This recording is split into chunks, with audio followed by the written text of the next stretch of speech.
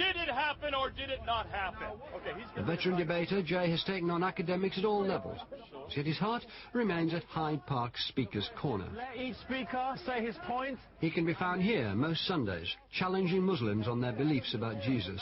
I will take care of the Christians, you take care of the Muslims. All right, no problem. My view is that a crucifixion happened, but it wasn't Jesus that was crucified, and there's many historical sources that actually show that many Christians believe that Jesus was not crucified. You ready? Yeah. Okay, let's go. The issue today is whether or not Jesus Christ died on the cross. You don't know if you're going to go off on a tangent and make no sense. You don't know if you're going to get a lot of catcalls. You have no idea how it's going to go on that particular day. You can't control it. Jesus himself speaks about his own death. He mentions it 5 times.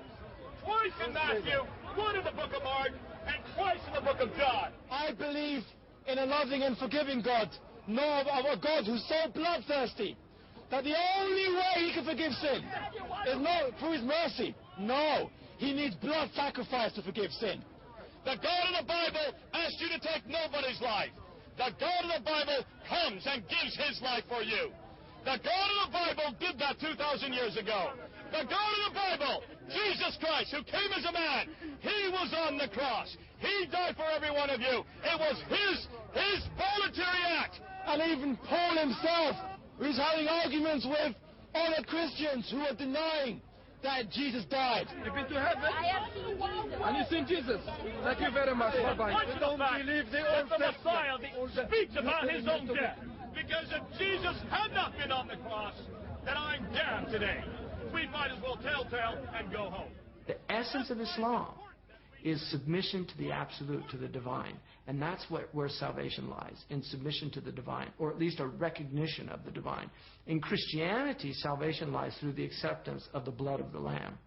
That is a completely different narrative than the Quran is giving. Who's right? Well, the Quran says, you make your choice here, and I'm going to let you know in the next world.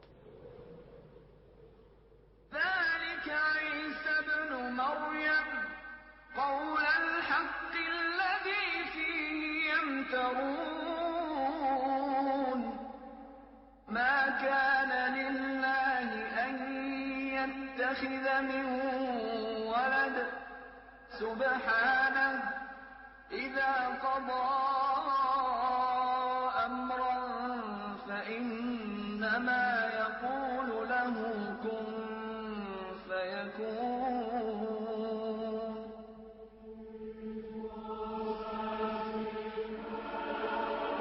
Muslims also dispute the Christian idea of Jesus' divinity, the belief that he was God in the flesh.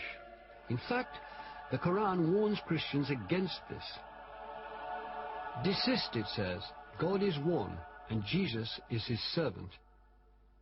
To say Jesus died on a cross, or that Jesus was that God was a little baby, or that God died on a cross, or God was a little baby, this is a heresy. And to say that Jesus was God, full stop, is also a heresy. A lot of Christians don't realize this. The Quran says that the heavens were almost rent asunder, that the mountains were almost obliterated, that the earth almost shook at the idea that we would say that God had a son. In the Quran it says that on the Day of Judgment, God will actually ask Jesus Christ, did you tell the people that you were God? And Jesus says, you know what I said, you see everything I say and do. I would never say that. Glory to you, transcendent are you. I would never say that. I have no right to say that.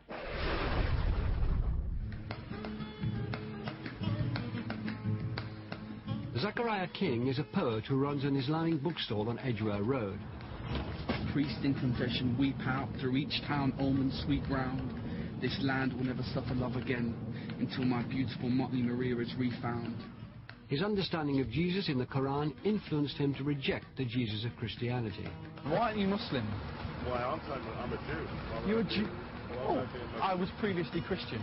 Ya Allah.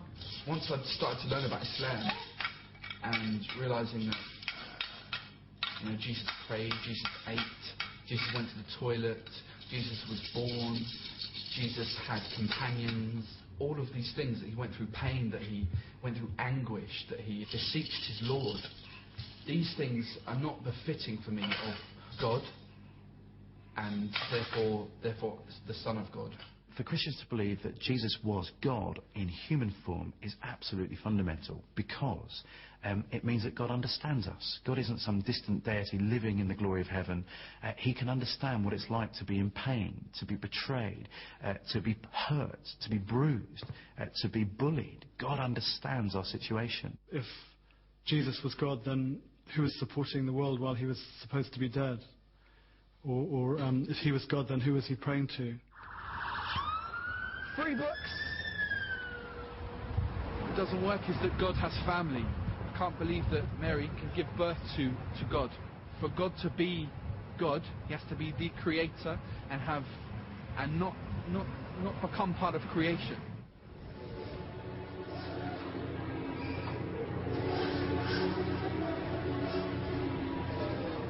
Both Muslims and Christians believe that Jesus will return to earth to restore justice to the world.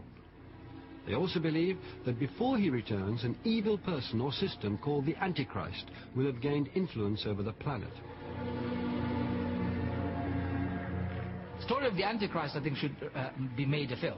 The Islamic version of the Antichrist, not the other one. He's called the Antichrist, or the false Christ, because he stands for everything which goes against Jesus Christ's message. So instead of love and mercy, the Antichrist stands for hatred and war. Instead of being devoted to God and renouncing the world, the Antichrist stands for greed and exploiting the world and exploiting power, etc. In Islamic tradition, the Antichrist is called Dajjal. And Dajjal really means the imposter, the liar, the deceiver. Now, if you look at the word Dajjal, which means Antichrist in Arabic, the root word is to put pitch or tar over a mangy camel. And what happens when you do that is the mange goes away. It suppresses it, like putting cortisone on eczema. And then you sell the camel because it looks good, and so the person buys it thinking it's a healthy camel, and then a week later the mange reemerges. In the Bible, the book of Revelation says there'll come a time when no one will be able to buy or sell without the mark of the Antichrist. 666, the mark of the beast. The main understanding of Muslim Antichrist prophecies is of an actual person. Vivid descriptions of his appearance and abilities can be found in the Hadith, the collected sayings of the Prophet Muhammad. The Prophet Muhammad said, every prophet has warned his people about the Dajjal, about the Antichrist, but he said, I will tell you something which none of the other prophets told their people, and that is that he has one eye. One eye. One-eyed. One eye. One eye which will be damaged.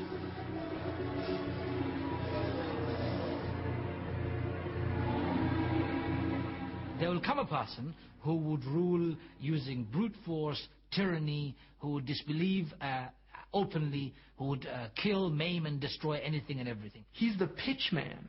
He's the one who's like pitching you this, buy this product, the 7 deadly sins: lust, greed, pride, gluttony. Right? You're really going to enjoy these. You're going to have a good time. He will do things that are beyond the ability of anyone. For example, by cutting a man in two, it says. Right down the middle. And then bringing him back to life. I mean, after you witness such an event, it will be very difficult not to believe in such a person.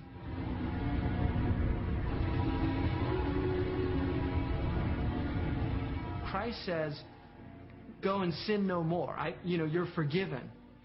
The Antichrist says, there's no sins to forgive. Go do whatever you want.